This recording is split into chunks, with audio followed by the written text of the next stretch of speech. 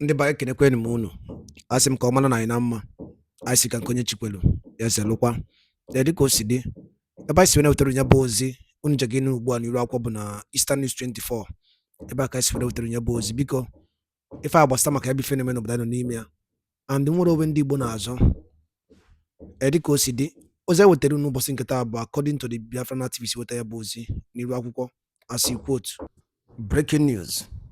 Still on the matters arising from #FreeMazi Kanu's protest, as Arise News TV, Rufai Oseni dropped a shocking bombshell, brushed Nigerian government police over brutality on free protesters. Hear the news in that. Iboman again biko tontina na geya update ya nwa basta maka ife Rufai Oseni kwuru akwụkwọ ka ya bi face wega and ka ya bụ the protest on FreeMazi Nnamdi Kanu ka ya bụ yes wega. And let me tell you the truth, Nigeria is not to be called a nation. Take it or leave it. So over to you. Daily Trust was reporting live bullets, live rounds being fired.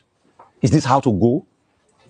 The same people that shut this country down for 2 weeks, Jonathan did not go after them like this. A lot of the people that protested Occupy Nigeria morphed into what is the APC today. We saw how they had a series of protests then. Were these not the same people that protested and put Jonathan's head and call him all sorts of names, Jonathan Haram and everything? Did they stifle their voices this way? So this high-handedness we practice in the name of democracy will not get anywhere. Let's begin what's trending.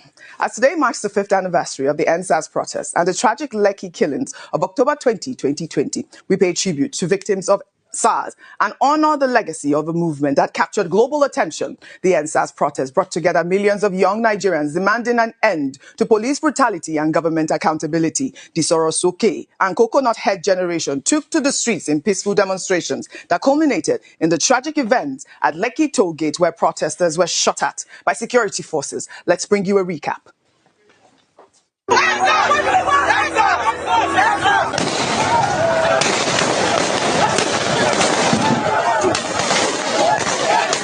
Our top story at this hour is our central story that is still developing and unfolding tonight.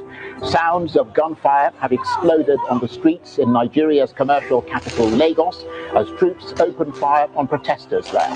There are reports of people killed and wounded as the Nigerian authorities move to end increasingly violent protests against police abuses. Riot police have been deployed across the country and a curfew has come into force in several states. We have special coverage tonight as Nigeria witnesses a major escalation after 2 weeks of protests against police brutality. But still, the protesters have remained on the streets.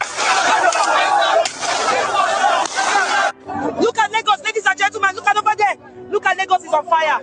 They're blocked everywhere. Despite video and pictorial evidence, the Nigerian army has denied opening fire and killing peaceful NSAS protesters at Lekki tollgate in the nation's commercial capital, Lagos.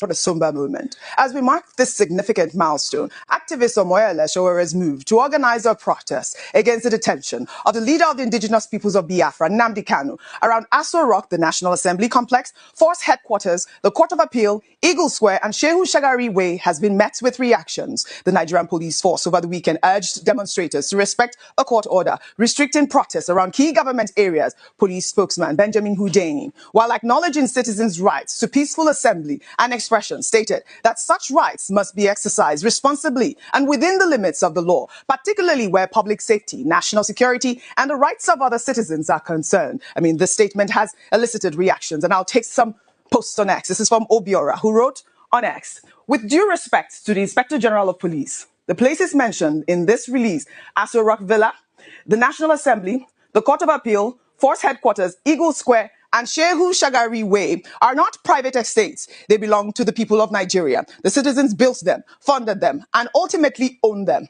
Therefore, the right to peacefully assemble in those places is not a privilege to be granted by the government. It is a constitutional right that must be protected, not suppressed. If we are to speak of court orders, then we must remember that the same judiciary has discharged Mazi Nnamdi Kanu on 2 separate occasions, yet the government continues to detain him in clear defiance of those rulings. Selective obedience to court orders undermines the very foundation of justice and erodes public trust in both the government and law enforcement. Nigerians are not asking for chaos. They're asking for fairness, equity before the law, and accountable governance. A government that has nothing to hide should have no fear of its citizens expressing dissent.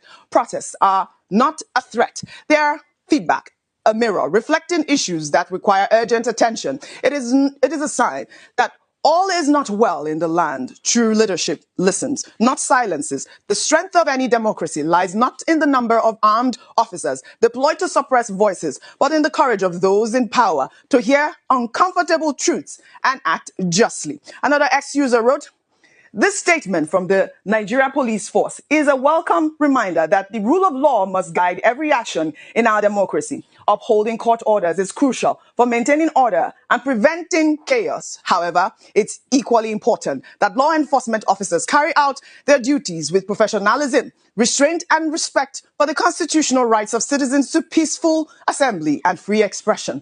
Peaceful protest remains a legitimate democratic tool for citizens to express their grievances, provided it is conducted responsibly and within the law. The police must therefore balance firmness and fairness, ensuring that while security and public order are protected, voices of the people are not unjustly silenced. Ultimately, both the citizens and the police share a common responsibility to ensure peace, justice, and respect for the Constitution for the Constitution to prevail in our nation. I believe that's what the ex-user is trying to say. Rufai, we know the NSAS movement, represented a defining moment for Nigeria's youth generation that, leveraged social media and organized this protest that captured international attention. It is quite, glaring at this moment that the rule of law has to prevail in the land. And, I do admire activist Omoyele Sowore for actually tying in this protest with the injustice as it seems. Rufai, your comment, and I'll come sit with you. I mean, it's apt to protest when people have grievances. And that's why we have a democracy. Yeah. And that's why I condemn any form of, military government. Correct. Because it's a democracy, people can protest. But in a democracy, when people protest and you stifle their voice and you kill them, it makes us get sad and even question if we're practicing democracy. And you see, I'm particularly miffed by the way they've started to stifle protests. Just this morning, what happened? When went out with people to protest, and the next thing, tear gas. Daily Trust was reporting live bullets, live rounds being fired. Is this how to go? The same people that shut this country down for 2 weeks, Jonathan did not go after them like this. A lot of the people that protested Occupy Nigeria morphed into what is the APC today. We saw how they had a series of protests then. Were these not the same people that protested and put Jonathan's head and call him all sorts of names, Jonathan Haram and everything? Did they stifle their voices this way? So this high-handedness we practice in the name of democracy will not get anywhere. You remember the first anniversary after NSAS, that Femi had to stand tall with the police officer. People were tear gas. Mr. Macaroni was packed up in a bus. People must have a right to protest. What are they protesting for? Nnamdi Kanu. People have talked about a political solution all this way. Because while you talk about Nnamdi Kanu, what he did is unfair, you are also seeing a lot of heinous crimes being perpetrated by bandits, and they're having peace meetings. But in this country, some people have more power over the others. Like I've repeated, they have not said everything Nnamdi Kanu did was good. I disagree with some of most part of his advocacy. But what you cannot deny Nnamdi Kanu, are people not being marginalized in this country? Are people not being killed in this country? So as long as that is happening and you don't have a level of fairness, then you're saying people should not talk? So I keep asking, which kind of democracy do we even practice? When it suits them, they talk. When it doesn't suit them, they go the other way. So please, people should be allowed to protest. Police should be there to protect them. I remember the famous protest when Chuba Okadibo and Buhari went to protest in Kanu that they refunded them. That was where Femi Falana went to court and he got that judgment. You shouldn't stifle protest. But what do we see? We see always attempt to stifle protest. What was the need going the way of tear gas canisters and the likes? What was the need? And you see, In any democracy, there must be protest. That's why the Americans are speaking up. Yes, speaking about No that, kings. yes, And we must not have kings in this country. We They say must they should not not. go around the people's house. It's the presidential villa, not the people's house. No, we In must other not parts of the world, don't people go to the White House? And the president will even take them on tours. Right. But you can't do. See this country. All right. Well, God will speaking let us about learn. that, and speaking about stifling protests, you just mentioned no kings. Speaking about protests in the United States, millions of people attended protests over the weekend against President Donald Trump's administration in the second rounds of no kings demonstrations across all 50 states. The widespread rallies aim to broadly reject what organizers describe as Trump's increasingly authoritarian agenda. The protests, which originally began in June, follow sweeping ICE raids and troop deployments in Democrat-led states. The protests come against the backdrop of a federal government shutdown, with GOP lawmakers and the White House in a standoff with Democrats.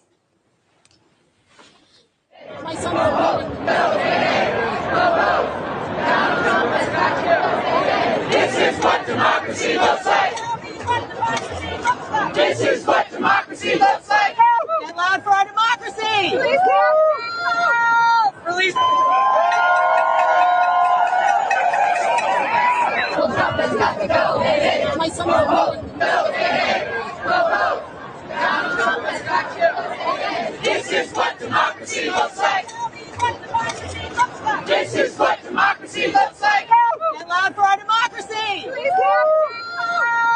Limbai, look at that. It is reported that about 7 million people participated in the protests. Trump and Republican leaders have labeled the protests as anti-American. However, we saw states like Idaho, a deeply conservative state, turn out dozens of protesters. The scale and organization of these demonstrations reflect deep political divisions in America, with citizens exercising their constitutional rights, even as political leaders debate the legitimacy and impact of mass protests on governance and national unity. You didn't see where they tried to stifle this protest. Across all 50 states, yes, we saw some police out there, but this is their constitutional right, Vimbai. I think this is the key takeaway. Whether you're pro or anti this protest, the takeaway is that it was allowed to happen. It was done so in an orderly way. We get to hear, reports of skirmishes with the law enforcement officials and so forth. And this is in essence what people are saying. People are saying that whether you stand with us or whether you don't agree with our cause, we should still be allowed to express ourselves in a free way and in an orderly and secure way. Now, for me, what's happening in America is something that I've drawn parallels with Nigeria on several occasions, especially because we exercise the presidential system of governance. And of course, we know what the tension that's currently happening between the center, the federal center, Donald Trump, and opposition states, with regards to security issues, with regards to a number of other ideological differences. And now this is culminating in people coming out to say, well, we feel that this government is becoming increasingly authoritarian and we disagree with this. Of course, the response from Donald Trump is that, well, all of this is sponsored.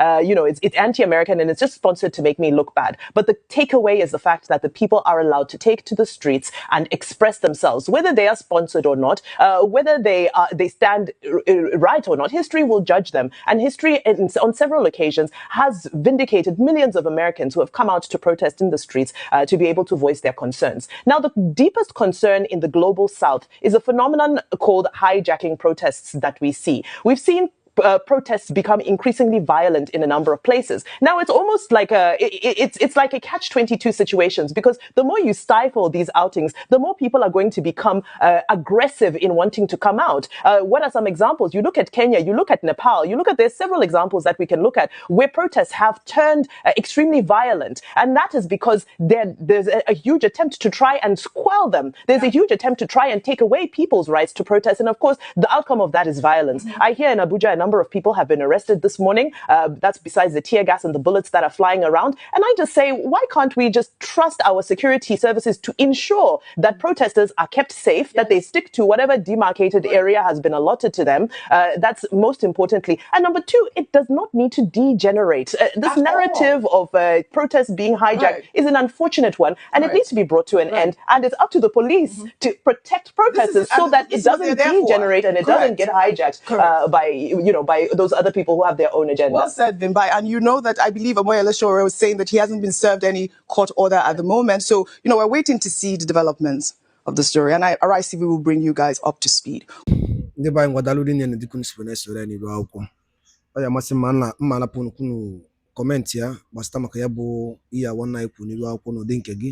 Ịmara ife i chere dela ya na kọmentị gbasata maka ya bụ ife okwu asị kọwagasị ya n'iru akwụkwọ maka emesịa na ụmụnne m nke bakwarụ ketụsa ya bụ ozi ọzọ dị ka ibu ya bụ ihe a bụ Eastern News 24 ka anyị si were wetara ya bụ ozi ka emesịa na